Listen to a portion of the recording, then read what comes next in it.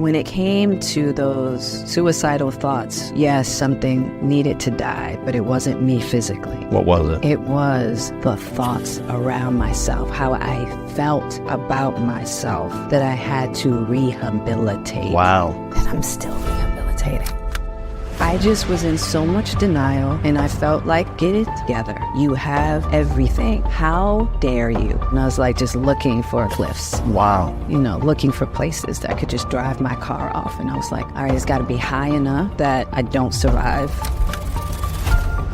So what have you learned about healthy boundaries over the last few years? I used to think that unconditional love was unconditional tolerance. Oh. And it is not. What is the thing about Will you're most proud of him and love about him the most? I think you gotta have a dream. The School of Greatness. Really? Yeah. Please welcome Lewis House. Welcome back, everyone, to the School of Greatness. Very excited about our guest. We have the inspiring Jada Pinkett Smith in the house. You are an Emmy Award-winning host, Red Table Talk, executive producer, actress, and Time Magazine 100 Most Influential People in the World. And you have had an incredible life story, specifically even more that has come up in the last year and a half with you that we were just talking about. And your book is so empowering and inspiring because you open up about everything. You go in there, and in the first opening of the book, you captivated me. You caught my attention because you talk about the success, the fame, the accolades, but also a story about looking over a cliff, asking yourself, am I going to be able to survive if I actually drove off this cliff? Right. Talking about decades of depression, stress, anxiety. But on the outside, everything looks like you've got it put together and things are perfect and you're succeeding at the highest level. Yeah. But on the inside, you were facing a lot of depression and what sounds to be a lot of darkness. Yeah. I'm curious, how can someone with that much success, fame, money, and what seems like the perfect marriage and family dynamic struggle so much internally? How does it get to that place? Yeah. And, I think one of the biggest false perceptions is that all of those exterior things can heal your traumas, can heal what's happening on the inside. I thought the same thing.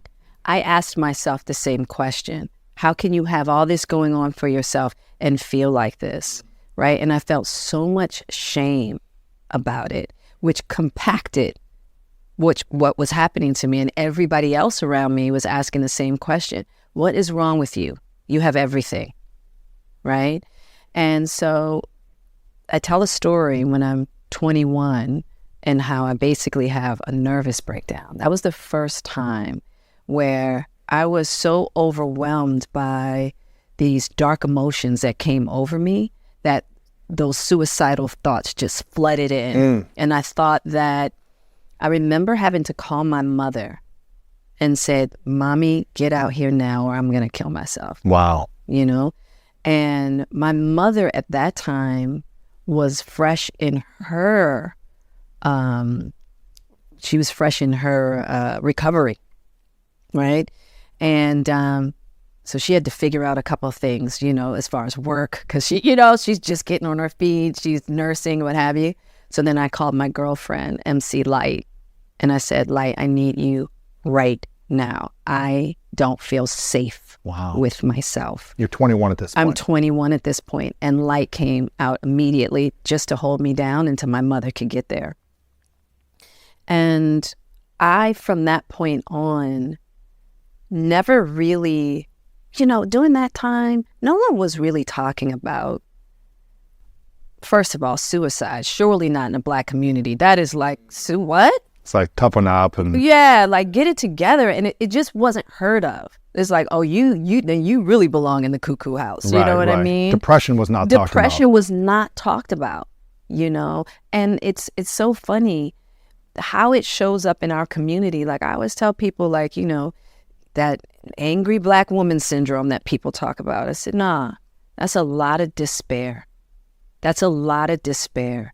That anger basically comes into the picture, because it's the anger that keeps you going, right? Because you can't go into the despair, because the despair will take you out, right? We don't have that luxury, because we got to put food on the table. We got to keep it moving, right? And so, for a lot of us who are single moms or what have you. And so I'm not a single mother, so I shouldn't say a lot of us. I'm thinking about my mother and my experience of being raised by a single mother, right? And so, and for me, I think that I had a lot of that, and I have a lot of that, which is why even to this day, it's very difficult. I was talking to somebody the other day, and they were like, you have a lot of PTSD and a lot of trauma. And I said, it's still very difficult for me to embrace that as true. You know what I mean? And so I just was in so much denial. And I felt like how you felt and how many people feel, which is like, get it together. You have everything. How dare you? Wow. And not only that, look at all these people who are still in the struggle. They don't feel like this. And they don't have what you have. And they don't have what you have. How dare you? Right. So it's almost more shame. It's more shame, right? And so, and it took me years to realize that doesn't have anything to do with it. Wow. But I struggled and beat myself up for a long time, to the place that I just got to I want out. Out of what? Out of life. Wow. I don't want to be here anymore. How old were you then? 40, my 40th year. 40? So I just turned 40 this year. Yes. So your 40th was essentially 2 decades of stress, anxiety, depression, shame, overwhelm, guilt, but also on the outside looking like you had it all together. All the success and the relationship and the fame and the movies and TV and all these different things, right? Yes. So 40 was a time where you felt like, I want out of all of it. All of it, again. Because I had been struggling with suicidal thoughts for a long time. And but you never thought about actually attempting it. Well, I think at 40, I was just like, okay, I got my plan. I started looking at where I could, because I didn't want my kids to think that I had taken my life. So I was like, how do I plan an accident? That's crazy. And I was just looking for cliffs. Wow. Looking for places that I could just drive my car off of. And I was like, all right, it's got to be high enough that I don't survive, And so once I devised my plan, I was like, okay. And as morbid as that sounds, having a plan gives you okay, let me see what tomorrow looks like, because I got my plan. Wow. And when I turned 40, it was I never imagined reaching 40. Really? Never imagined reaching 40. So not only was I dealing with all this depression, what have you, but I didn't see a vision for my life past 40. It was just blank. Interesting. I had no drive. I had no desire. And I was just and when I tell you, I would look down that road of okay, what is life for you now? When I tell you I saw nothing, and that was scary too. Wow. Why do you think you didn't have a vision after 40? I never thought that I would make it. This is a really unfortunate thing. Make it as in your career, make it in your relationship, make it in life, survive life. Survive life. Wow. You know what I mean? There had been so many people that I loved that didn't make it. Right. And I was just okay, my day was and as crazy it sounds, you're thinking, you live hot, you live fast, and then life's done. Mm-hmm. You know what I mean? It's something's gonna happen. And I was like, yo, you made it to 40? What the what? You know what I mean? It's you made it to 40. And I didn't see anything. Wow. What was that like on your 40th birthday when you were celebrating or you're It was reflecting so on your hard. life for the last decade? Usually we reflect on the last year. It's a decade we're reflecting on, but it sounds like you were reflecting on your life. It was really hard. That was a really, really difficult time. And I remember Will had, he had like put together this huge party, you know, because 40, let's go. Yeah, he loves to eventize everything. Yeah, of He's course. just, you know, he loves building memories. And I remember having to tell him, I can't. I didn't have it. I didn't have it in me to pretend. I didn't have it in me to be around people that I didn't have it, you know? And I was in really bad shape. I was in really bad shape. What were the thoughts that were on repeat during that time? What would you think to yourself or say internally or out loud about you to you? It was really, you know what? It was really just having the energy to every day waking up was doomsday. It was like, you know, it was just like, it was like having to it was the worst part of my day. Waking up. Holy cow. And getting out of the bed. You know, it was like having like 3 Mack trucks and chains to my shoulders, just like, come on, you can do it, come on. You know, it's like, and just like, how am I going to get through this day? Right. Because your kids were what, probably in their almost teenagers or something around then, or early The teens? kids were like pre-teens. Yeah. Yeah. So they had challenges that they're dealing with in adolescence and figuring out life, and you're But they were pretty easy. Thank God. Wow, that's like, good. You know what I mean? Like, they were like easy, you know, and at that time. Sure. You know, and so your biggest enemy sounds like it was my you. biggest enemy was me, you know, and just really and people around me knew something was wrong, but they just couldn't put their finger on it. Like, they couldn't understand, like, what the hell is going on with you? But it was clear that I was not happy, you know, and it wasn't just like, I'm not happy. It was like, I wasn't happy. Like, I couldn't, you know, but people just didn't have any understanding. We weren't talking about mental health issues at Even that then, point. yeah, when you were 40, Yeah, no one was talking nobody about it was publicly. talking. Yeah. Oprah wasn't even talking about it, really. It's like, if Oprah's not talking about it, it's like... It doesn't exist. Yeah, exactly. You know? That's interesting. So did you feel like people were there for you, though, like in your relationships or Will? Did you feel like I had supportive friends and family members who were showing up for me, but I just wasn't able to get out of my depression or sadness? I don't know if people really knew how to. I'd have girlfriends go, hey, what's wrong? You're not yourself. You can talk to me. I didn't know how to talk. So you weren't communicating. I didn't know how to communicate. You know what I mean? And so even like when people are dealing with people who are depressed, or you have people who've attempted suicide, or unfortunately people who actually do succeed, I didn't know. And I'm like, I get it. Because a lot of times you don't know what's going on with you. You don't know how to communicate, and you have so much shame. And fear. Yeah.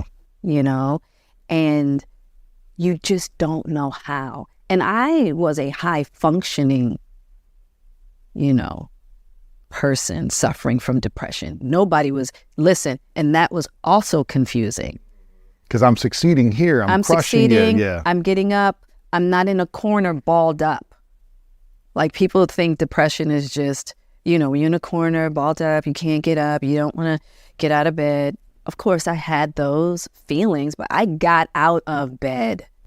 What drove you to get up and get out of bed? My kids. So they at least gave you the purpose and vision My daily. kids gave me purpose. They kept me going. If you didn't have your kids, I didn't have if I didn't have my kids, I don't think I would have made it through those dark times. Wow. Yeah, no. I can honestly say that.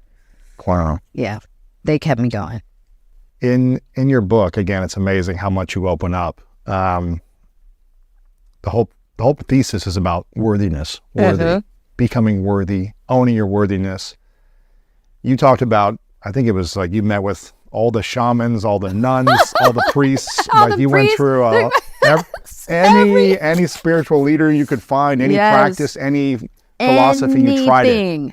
Yeah. Anything. From all those, workshops and exercises and one-on-one conversations. And moon ceremonies. Yes, and howling at the moon, whatever it is you're doing, What was the biggest awakening for you with all those experiences? What was the reoccurring theme that kept kind of whispering or speaking to you as a reminder of what you needed to know or hear? So I knew that there was a higher power. I knew that. I didn't have I was like, I just needed to figure out how to get access to it. I know it's there, Studied the Bible for 3. I'm talking about backwards and forwards. Really? I studied it from a historical point of view. I studied as a theologian. I tried defining those, like the mysticism of Christianity, which I'm still into. Sure. And I was like, but I don't know God. Wow. Like, I don't have a personal relationship with God. Like, I'm not God. I'm not feeling you. You didn't feel a connection. I didn't feel the connection. I understood where Islam was created, Judaism, Christianity, Sufism, Sikhism, you name it. All because I love religion anyway.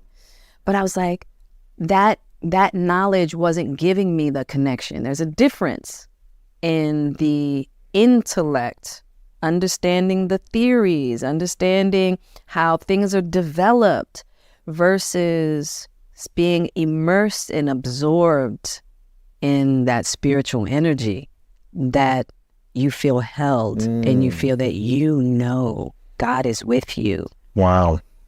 Right? You feel a sense of peace. You feel peace and you feel like, I don't have to do this alone.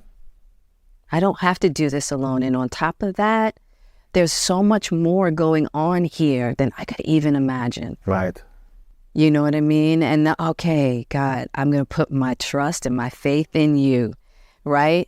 It took me till I was 40. Wow. To start that process. Right? No, I'd been going through that whole process before 40. Oh, wow. And it's when I hit 40 that my son Jaden came into the kitchen and he said, Mom, you got to come in the living room. Moises and Mateo are talking about an experience their dad had in Peru. And I said, okay, because my kids know I'm a seeker. I'm always trying all kinds of stuff. You know what I mean?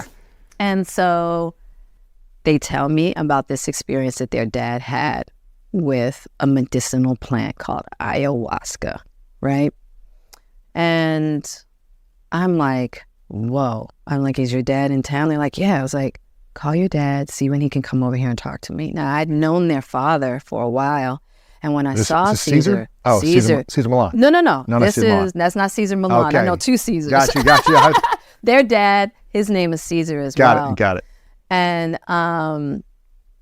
he came and he spoke to me and he said, and I saw, like, people, when they have, it's like when people are immersed, they don't have to talk about it. You feel it. You see it. It's all over them.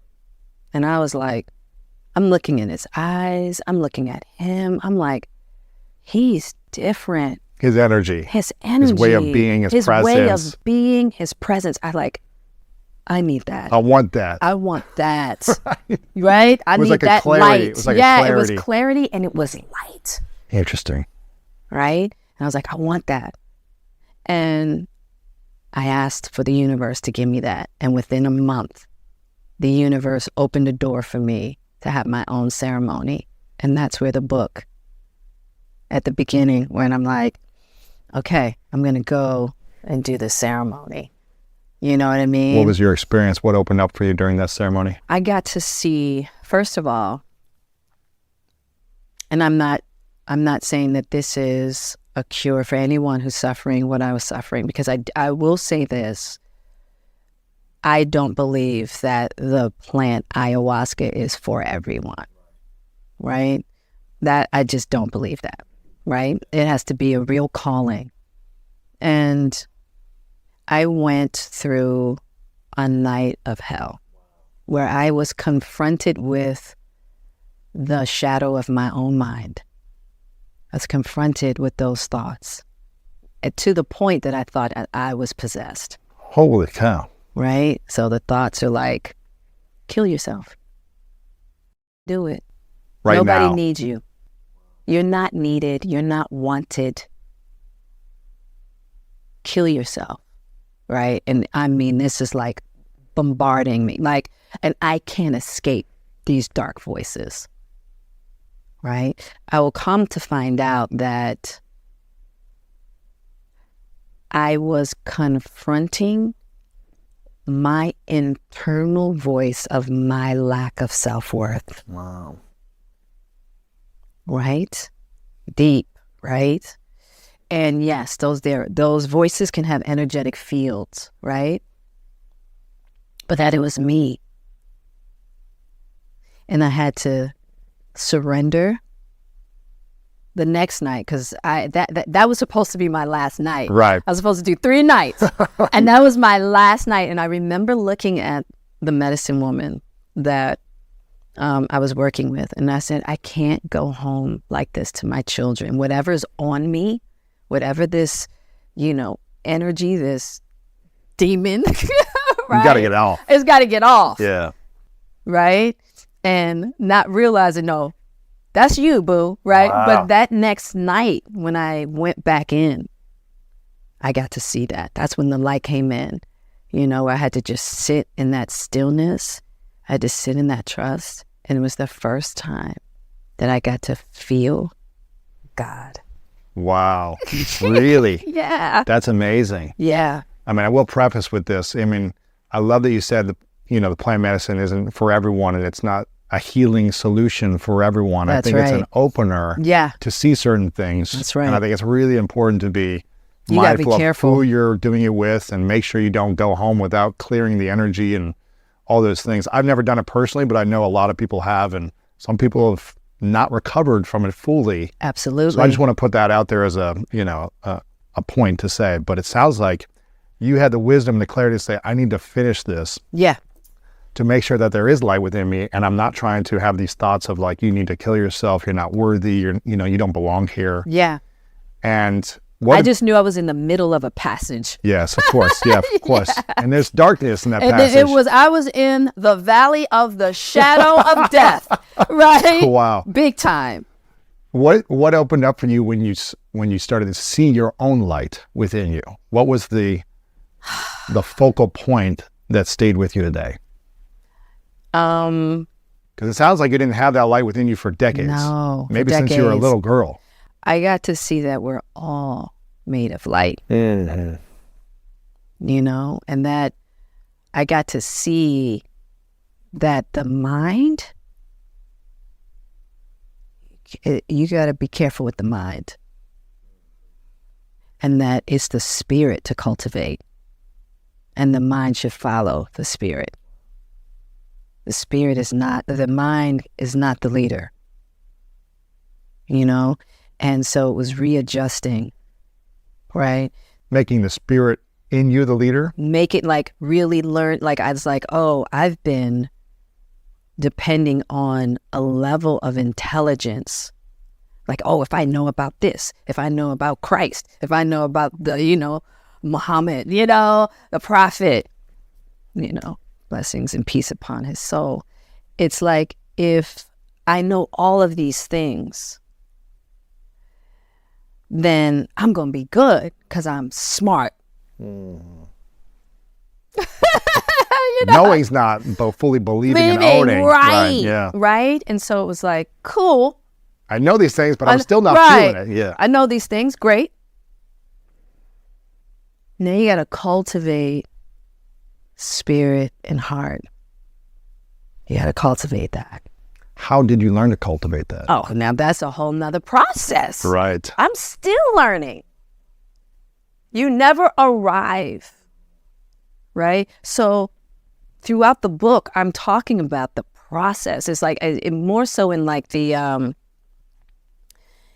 really get into it in the chapter Surrender. I've been on this journey. Listen, I've been on this journey since day one, right? It's just that along the way, different gates opened up,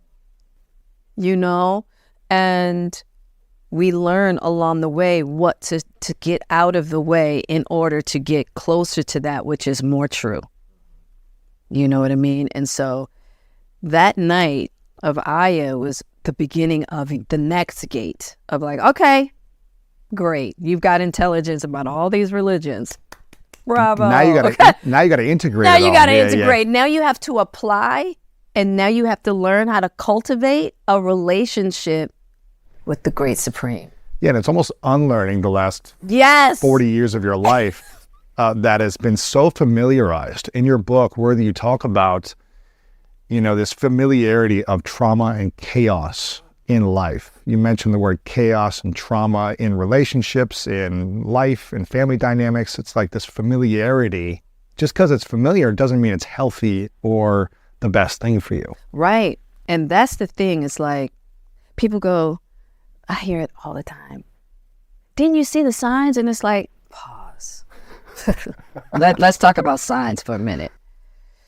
You don't know a red sign if that red sign is familiar. If it's all you know. If it's all you know, right?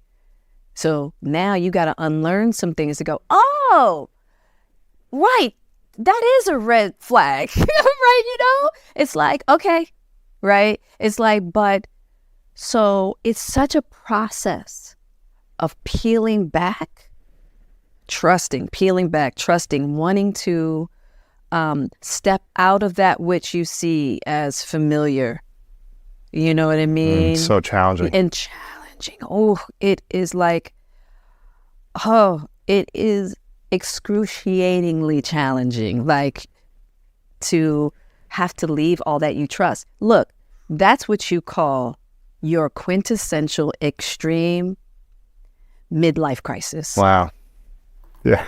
Okay. I went into an extreme because it felt like I've been in crisis. Your whole right? day. And my whole life, right? So 40K was like, chick, we going hard. Wow. We're going hard. Wow. I'm going to have to, the Great Supreme was like, all right, I'm just going to have to crack your head wide open, because the thing that I realized too is like, when it came to those suicidal thoughts, yes, something needed to die, but it wasn't me physically. What was it? It was the thoughts around myself, how I felt about myself that I had to rehabilitate. Wow. Right? That I'm still rehabilitating. Well, you're not perfect yet, Jada? No. Wow. I'm trying though. It's a journey. Try. I don't even know if we should be trying to be perfect. You know what I mean? It's like, yeah. In this human form, we're not meant to be perfect. When we get to perfect status, guess what? We don't need to do we're this. Gone. We're gone. We're gone. We're gone. You mentioned something before. You're on this journey, this process. And for me, I've been in a healing journey for the last few years. And my coach, therapist said, healing is always going to be a journey. It's always going to be a different level of letting go and surrendering of something that was, of allowing something in your ego to die, of transforming it again, of forgiveness, of peace, of grace, of yourself and those around you, or of society, the world, politics. Like there's always going to be an ego death we're going to need to go through and keep healing. Yep. Right? It's right. We think we've got to figure it out. It's like, the universe did. Yeah. So I think it's, I love that you're on this journey. And I'm curious, when you turned 40 and all this went down, if there was a scale, a self-worthiness scale that you could reflect on and think of where you were at that time, 10 being the highest level of worthiness and 1 being, not at all, where were you on that scale of self-worthiness at 40? After Aya? before when you had your 40th birthday? Oh, I was below zero. Below negative. I was negative. Even though you were able to create and have all this success on the outside, looking great, and Yep. money and fame and all these different things, you were negative in the worthiness category. So I'll tell you, the thing that I've learned about that is that you can have capabilities that you're really good at. But talents. But that doesn't feed the totality of your self-worth. Mm-hmm. You go, oh, I'm good at that thing. And people find value in me in that thing. Right? Oh, people think, I can act and I can dance. And so you want to do more of it. Okay? You want to do more of it. Right? I talk about this in the book too. So in my teens, I'm driven, I'm good.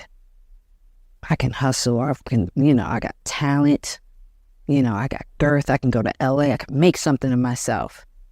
Get to LA. Bust through doors. Skyrocketing. Still nothing.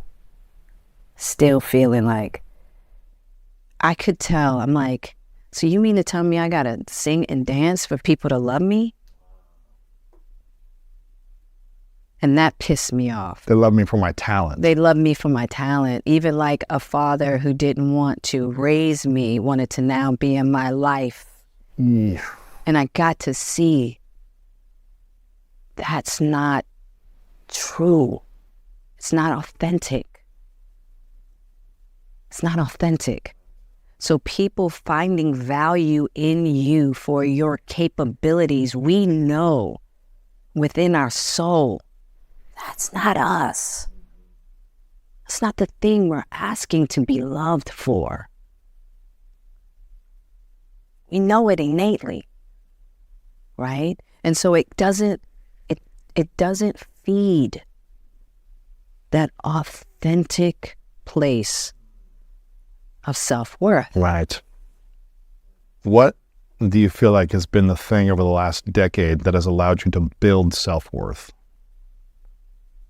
From a negative to, I guess, where you are today. I'm not... Hell of a journey. Hell of a journey. First off, where are you on that self-worthiness scale today? And I'm not expecting you to be a 10. We're all on a journey. I'm not a 10, right? But where do you feel like you are, in an authentic place? Where do you feel like, I feel like I'm in a really good place. Yeah. I've been through so much. Yeah. I've been through, and let me tell you, I'm so grateful. Mm-hmm. I gotta be so honest about that. I wouldn't ask for anybody else. This journey had to have to be what mine has been, right? But for what the Great Supreme has given to me, it has been designed specifically for my soul for whatever reason. And I'm grateful because of the gifts that I've been able to receive, right? So in all of the misunderstanding of me. From the outside world or from you? Both. Mm-hmm. Both. Okay. Both.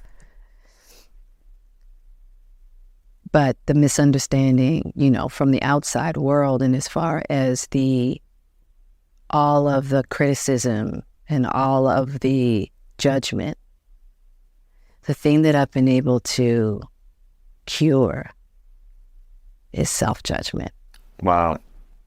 In the biggest way. Let me tell you, and that's where freedom sits. 100%. How much did you self-judge before in the last few years? And then I would say that... because you're always getting judged from the outside world, whether positive or negative or somewhere in between. You know what was my journey of really diving into self-judgment began? Metal. Me being in my metal band, doing metal music, and going out there in spaces where I was considered the most unwanted person. Mm, And that's when I really got to start to understand what is unreal about others and their judgments, and how it only reflects my self-judgment. And once I started curing my self-judgment, the judgment of others had no place, that's interesting. had no power, right? It is the judgment within ourselves that the judgments others have on us attached to. It hurts more because we believe it. Because we believe it. Yeah. It's like, oh, if I don't believe that and that's not me, what am I upset about? Right. And then you realize, oh, that's about how you feel about you. Oh, we're in the clash of wounds here. Yeah, that's interesting.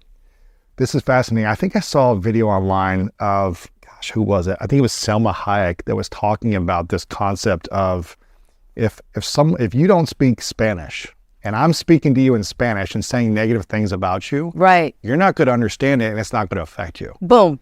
And if you can learn to create that with criticism in your life, and just being like, that's a language that you're speaking, but I don't resonate with that language, that style of communication, that judgment.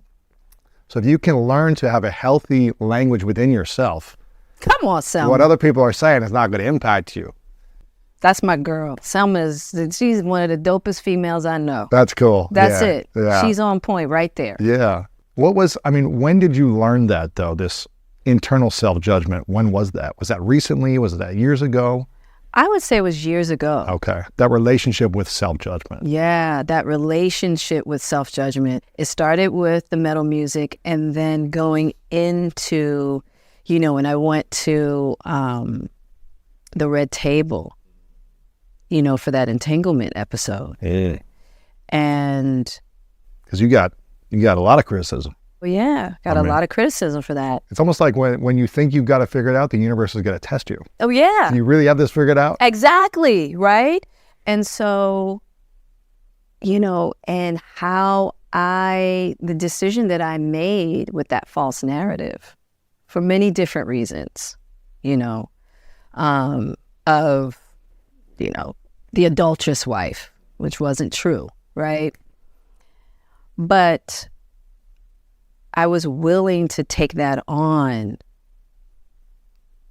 because there were other things that I felt I needed to protect and manage, because I would be okay in the midst of the fire of everybody else's judgment. Right.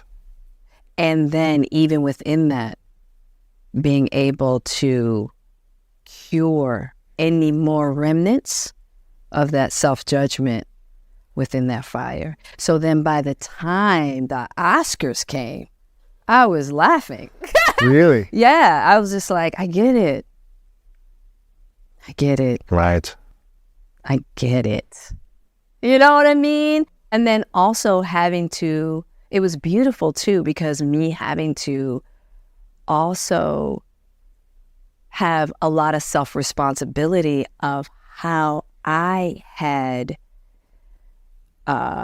basically how I had helped, how I had assisted those narratives that were out there. Yeah. I helped with that. So people were able to say what they wanted to say. Yeah, and I was able also to have understanding of why they were saying what they were saying because of how I had assisted in all of the narratives. Right. And I was like, I get it. Right. Right? It's like, okay. And still being able to sit in the beauty of myself and smile at it all. We were talking about this right before, that it's been a heck of a year for growth and learning and discovery and healing and all these different things. A mentor of mine once said that a bad day for the ego is a great day for the soul. And that's a real talk. yeah, Robin Sharma told me that when I was kind of going through something about 5 years ago that wasn't as public as this, but it's my own internal stuff. He was like, a bad day for the ego is a great day for the soul. And these are like moments of opportunities for growth to see like, okay, how much do I believe in my own worthiness, or how much do I believe in my own healing journey, or how much do I love myself no matter what is happening, even if people are right or wrong or anywhere between. Doesn't matter. Can I still love me, right? Because at the end of the day, that's what it's about. People are going to always be fickle. I mean, come on. You've seen everything in I've the last... seen it all. Yeah, you've seen people love you, right, hate love you, come back. come back, and like, fine, right? At the end of the day, what I realize is like, Jada, how do you feel about you? Because that's what this is about. You. People, leave them to it. Because people have enough difficult time dealing with liking themselves, learning how to love themselves, being with themselves. How people think about you, feel about you has nothing to do with you. That's real talk. How people feel about us doesn't have anything to do with us. Right? And so all of this has been me curing how I feel about myself to the point the Great Supreme was like, do you get it? Do you fully get Do you fully get it now? Do you see your self-worth? Wow. Regardless, no matter what is going on around you, Jada, do you see it? Yes, Father, Mother, I see it. Wow. What was the biggest lesson you learned over this last year and a half since that moment? And how has your self-worth and love for self evolved? Man, that's a big question. And there hasn't been just one lesson. It's been so many lessons. What are the main few that come to mind? I think the biggest lesson that I've learned in all of this is unconditional love for myself. Of yourself, yeah. For others. You know, I talk about that a lot in the book. You know, just, with all this blame and how people really thought that I had, that it was because of me. And I talk about in the book why it wasn't. Right. Yeah, like it's a whole big story and it has a lot of context to it, And also having to take responsibility for 2016 as far as a dynamic between Chris and I. Big misunderstanding that I talk about a lot in the book. But even through all of this, really, even when you have cured a lot of your self-judgment, it doesn't mean that you don't get your feelings hurt. Yeah. Yeah, your feelings still get hurt. Yeah, of course. Right, And so even in that, I don't think anyone enjoys when someone's talking negative about right, them. Exactly. It's not a fun process. It's not. You can still learn to love and accept yourself and be like, this is really annoying, or right. It can be frustrating still. It's not a fun process, especially when you know this is a terrible misunderstanding, Yeah, and especially when it's someone that you've spent time with, you see that they're hurting, you can kind of see how a misunderstanding between you, the two of you, has compacted a hurt, right? And someone can say some really awful things about you that aren't true. Mm-hmm. And it was the work that I had to do to be able to be with that, allow it to pierce my heart, allow it to hurt me, and still wish him well. Wow. Still wish Chris well, and have compassion for where he was sitting and understand. Yeah. And that I wouldn't have, that particular lesson and that particular process in the intensity that it was wouldn't have been able to happen without this particular circumstance. And so it goes back to, things aren't happening to us, they're happening for us, always, And so it's just a matter of how we want to process things, how we want to look at things. You know, this book was so inspiring. I haven't finished the whole thing, but I've been like going through bits and pieces, and I'm so grateful that you open up the way you do, because I think a lot of people can write a memoir-esque type of book and hold back. But you really, you go there right away and you keep going there. And it's really cool to see you talk about everything from your perspective. You know, you've done an amazing job with, your show with Red Table Talk. And there's, different conversations you had with Will on there in the past. And I've never met Will, but I'm sure he's an amazing guy. Jay's always talking about how amazing he is. And, Right. I'm curious, because you mentioned earlier in this interview about the mind and thoughts.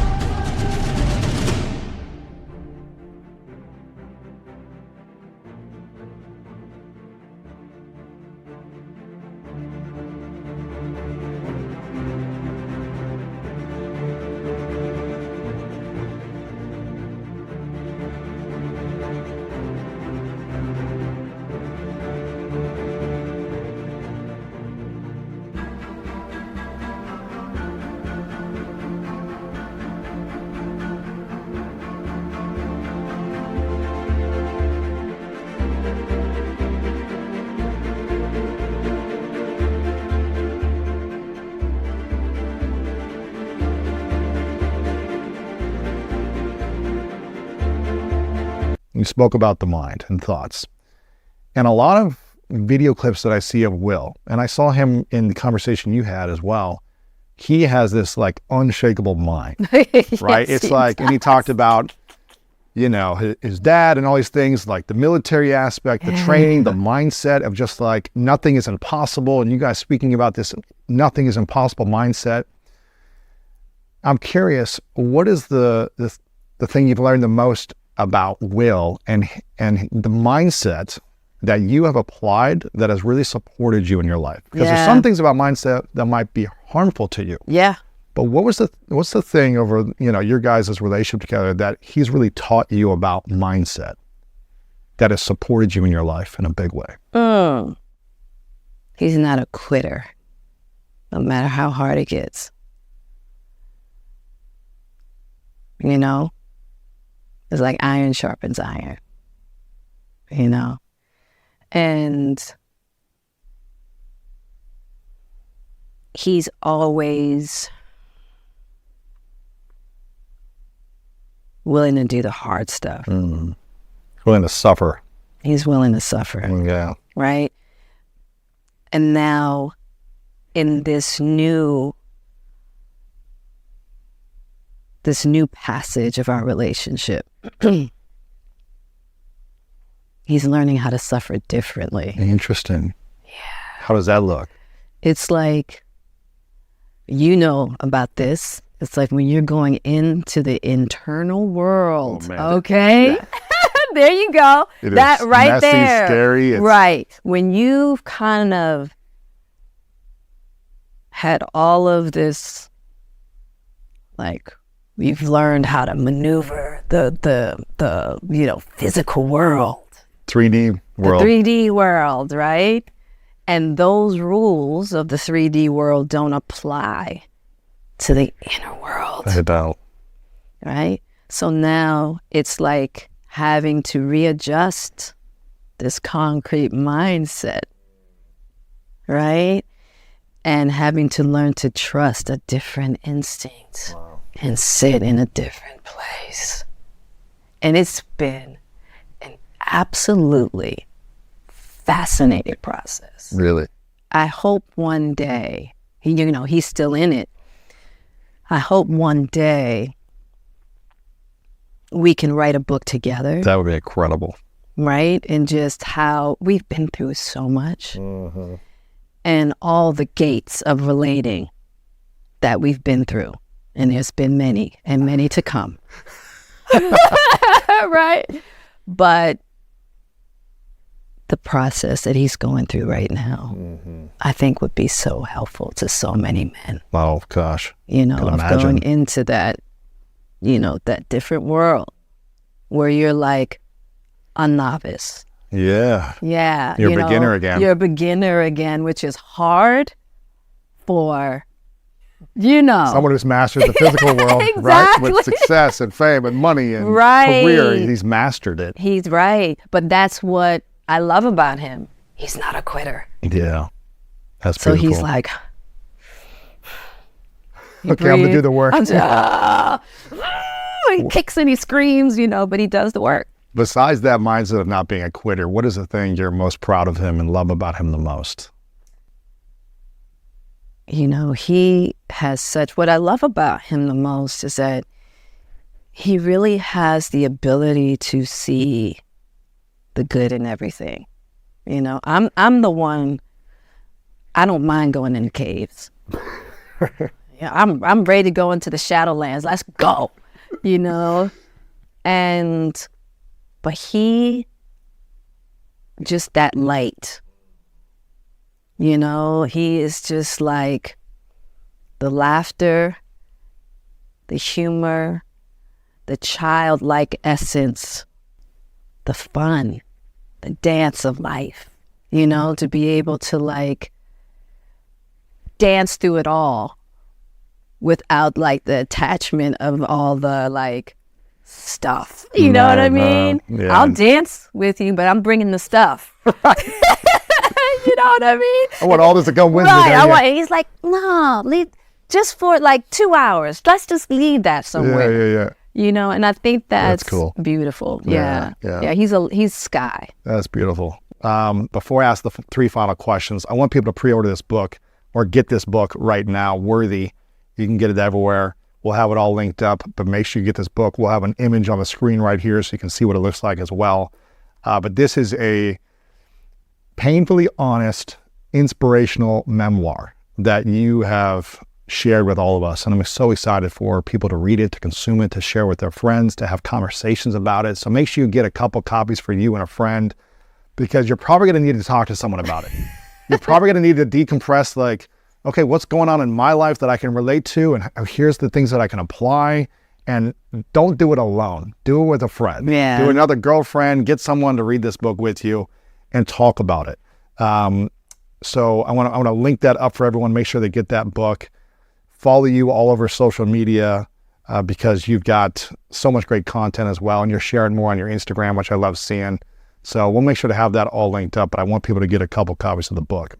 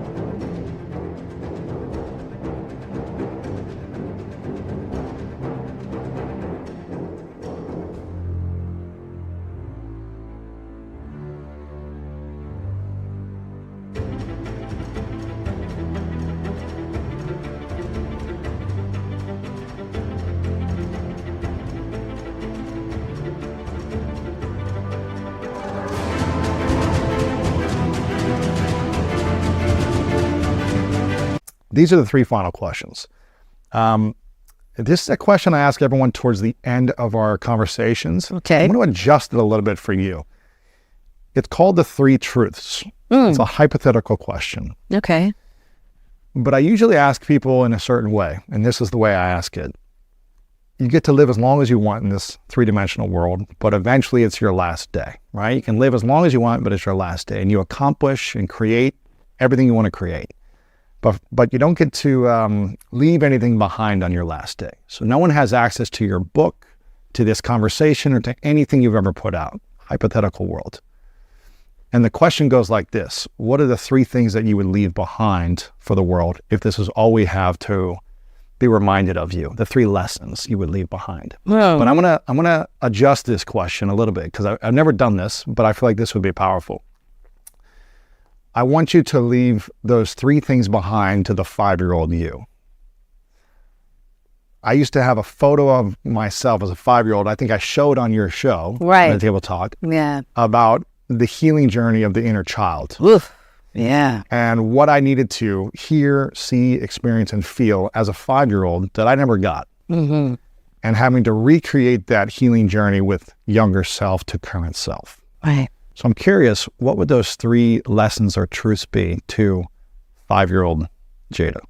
The lessons or truths to 5-year-old Jada. The thing that maybe you really needed to know, hear, experience, or feel. The presence of divine masculine is real, Yeah. you know, within and without. I'm still learning a lot about that. But wow, what a beautiful, I just have so much honor. Yeah, I would want 5-year-old Jada to know that. I would want 5-year-old Jada to know for sure that she is made of divine nature. Divine nature. Yeah. Yeah. You are made of divine essence. Carry that with you, know it through and through. And I would want her to know that authentic love, not romanticized love, not love based in ego. Authentic love does truly conquer all. Wow. Those are beautiful truths. Those are very beautiful. And for any woman watching or listening right now who is feeling hopeful but still feeling sadness or depressed, anxious, uncertainty, fear about whether they're in a relationship or not, but they know something is off and Yeah. they want to have some type of peace and breakthrough. Yeah.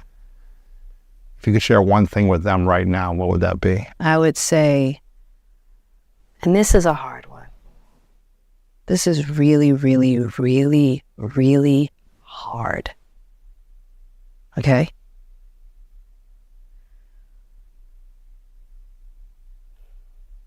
Your happiness cannot be found outside of you. And that what is happening in our minds, what is happening in our spirits is reflected in our relationships. Hard to hear sometimes. It's hard, right? And that if we can just focus on loving to spend time with ourselves, because if we don't like spending time with us, why do we think anybody else is going to want to be with us? Most of the time, we're looking for people to be things for ourselves, for us, that we're not willing to be for ourselves.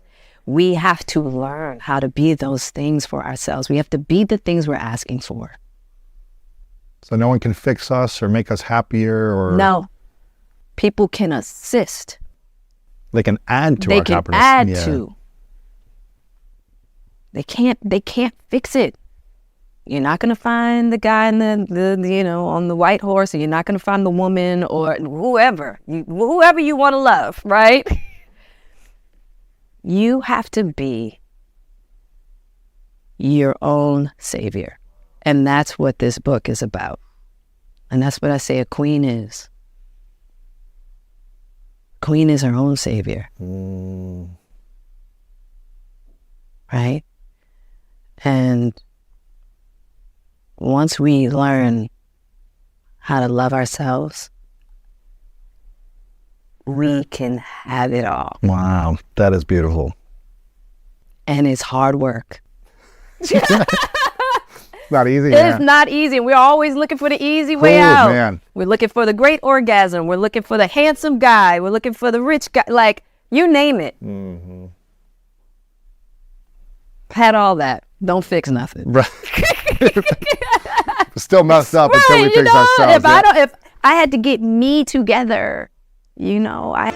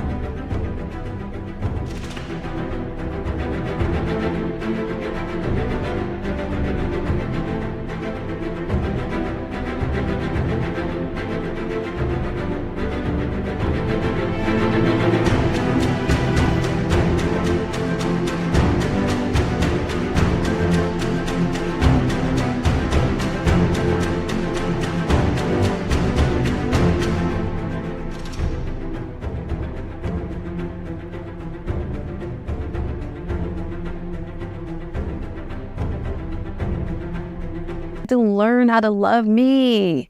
If I don't love me, how am I going to represent that love to show someone what it means, how to love me? He's trying to figure out, or she's trying to figure out how to love himself. So, and then what we attract, law of attraction. Of course. So there it is. Okay, I've got one final question before I want to ask it, Jada. I want to acknowledge you. I want to acknowledge you because I've met you twice. Mm-hmm. You had me on your show. We had a great time. I've met you again now here. For me, this is an amazing time. I appreciate you.